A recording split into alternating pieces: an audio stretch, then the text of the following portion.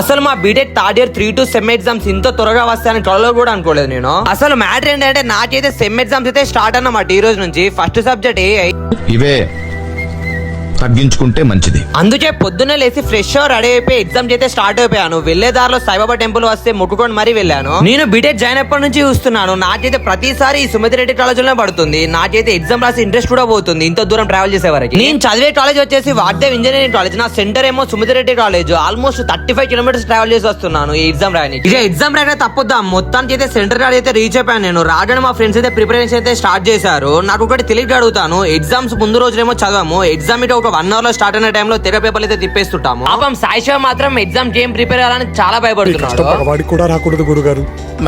ఇక all ticket తీసుకొని exam రాయడానికి లోపలికి అయితే వెళ్ళాను. మీరు కూడా వెళ్లే ముందు ఫాలో అండ్ సబ్స్క్రైబ్ చేసి వెళ్ళండి. వెళ్ళొస్తా. Okay bye. ఓకే.